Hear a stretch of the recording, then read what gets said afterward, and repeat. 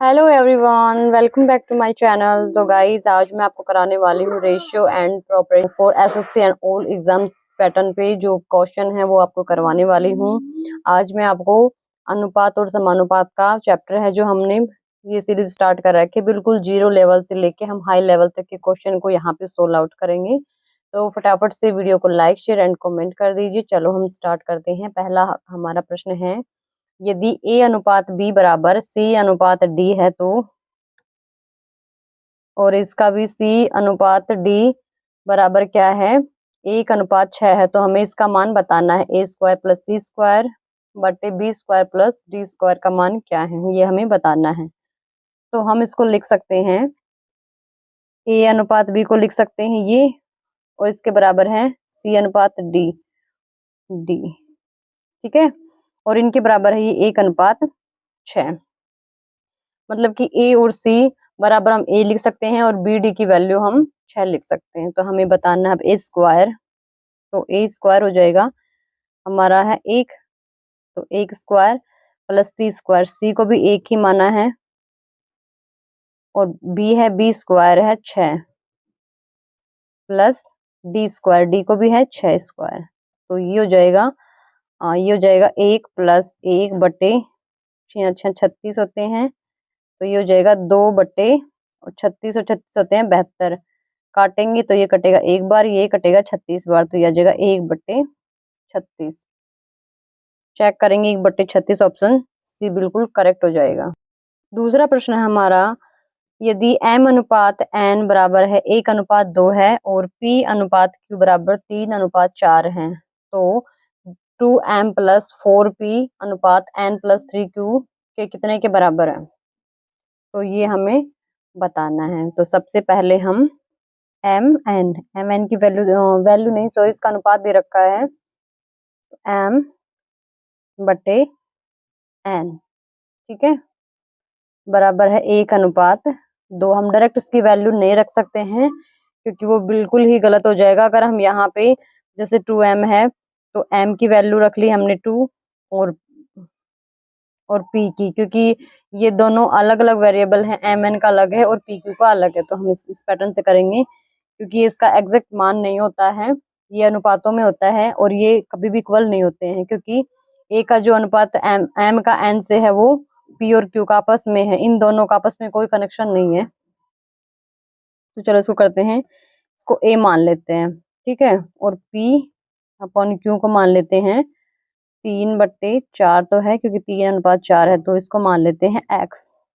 Okay, अब हम इसको करते हैं, हमें अब इनकी ये वैल्यू यहाँ पे पुट करेंगे। तो 2m है, 2 और m की वैल्यू है हमारी, एक a लिखे या a लिखे बात एक ही है, प्लस 4p, और p की वैल्यू हमारी 3x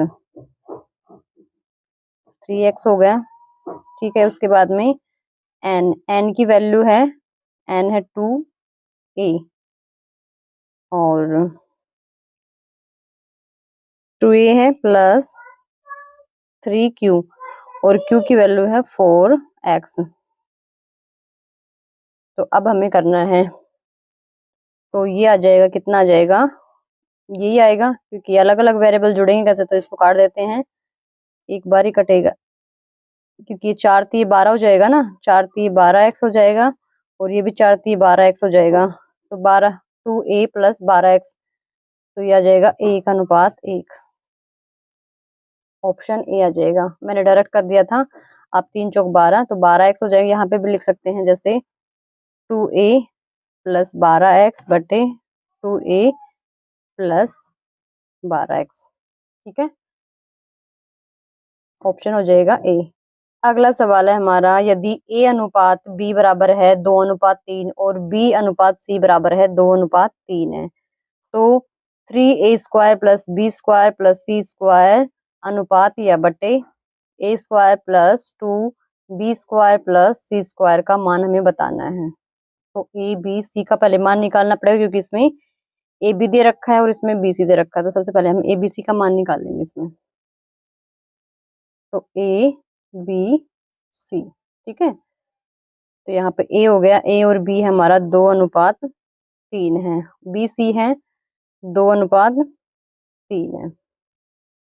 तो यहाँ से हमें जो यहाँ बगल वाली वैल्यू यहाँ पे लिख देते हैं और ये 2 यहाँ पे करेंगे तो 2 दूनी 4 हो जाएगा, 3 दूनी 6 हो जाएगा, 3 3 हो जाएगा। तो अब हमारा जो रेशियो आ गया, अनुपात आ गया 4:6:9 आ गया। अब हमें वैल्यू पुट करनी है, तो सबसे पहले यहाँ पे करेंगे, तो फिर उसमें हमें वैल्यू रखनी होगी तो 3a, तो 3 हो गया और a की वैल्यू दे रखी है हमें 4 और 4 की स्क्वायर है, फिर उसके बाद में है प्लस b स्क्वायर है तो 6 का स्क्वायर हो जाएगा, प्लस c स्क्वायर है तो 9 स्क्वायर बटे, अब यहाँ पे है a स्क्वायर, a है हमारा 4 का स्क्वायर प्लस 2 गुणा b का स्क्वायर, b है 6 तो ये हो जाएगा।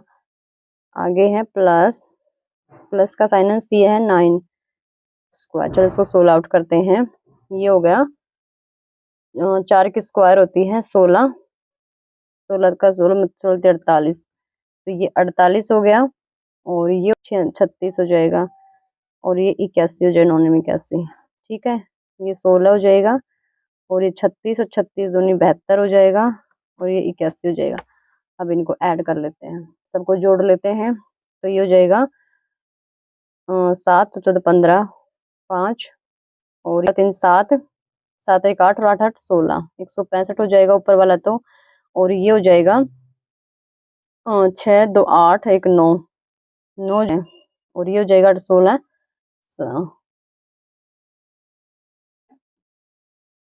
8 1 9 हो गया और ये 16 होगा, ठीक है।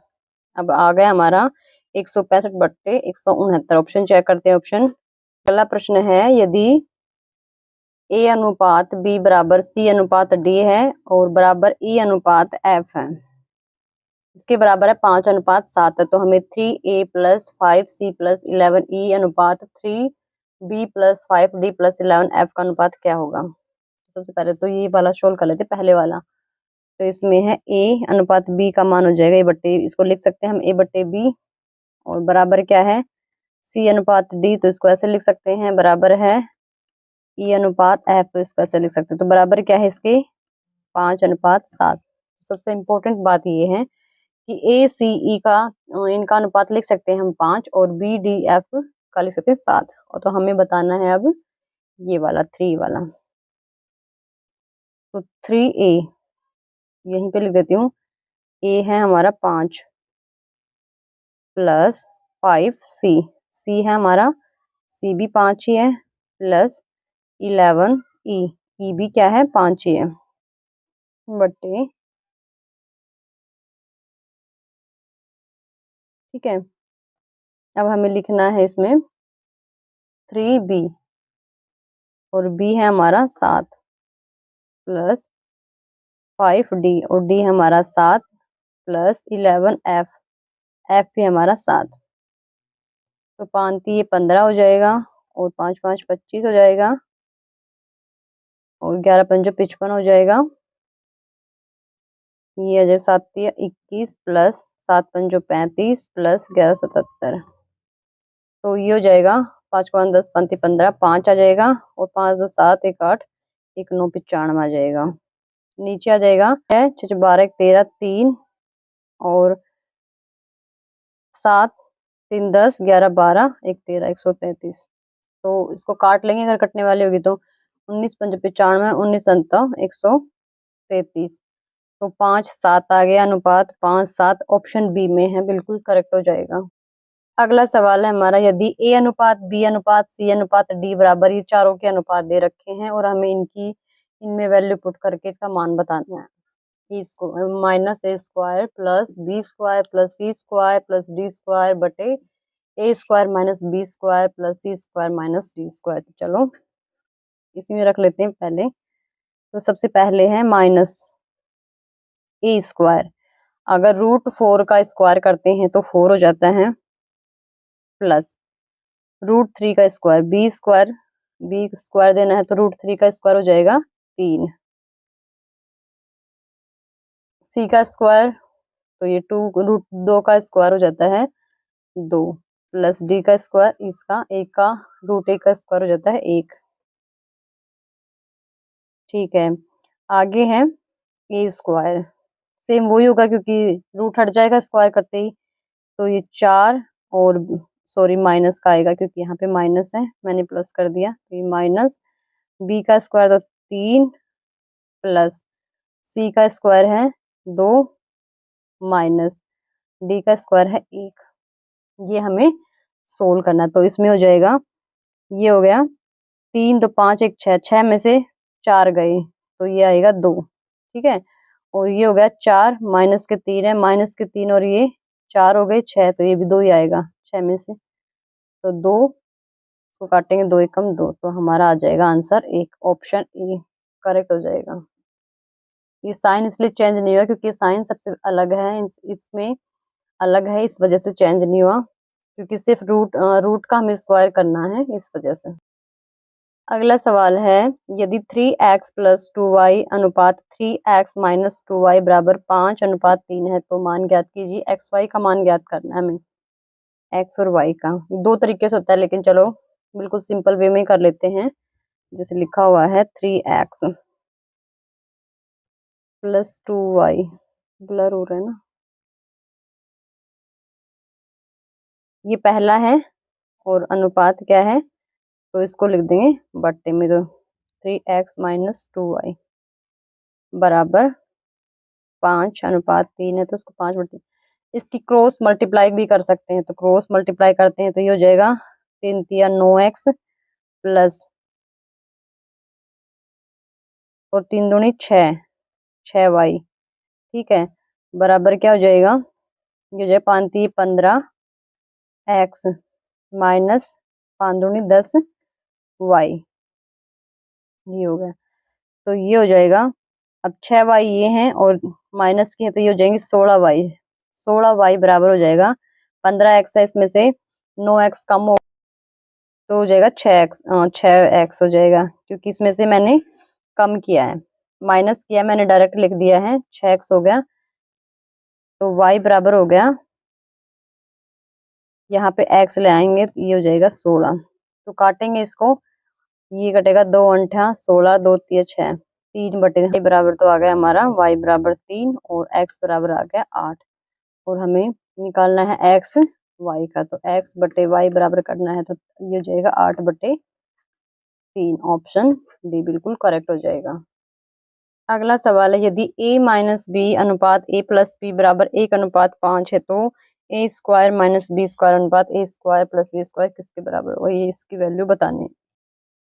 तो सबसे पहले लिखेंगे हम a माइनस बी बटे a प्लस बी, ये माइनस है, बी लिखती हूँ फिर यहाँ पे समझ में आ जाएगा आपको।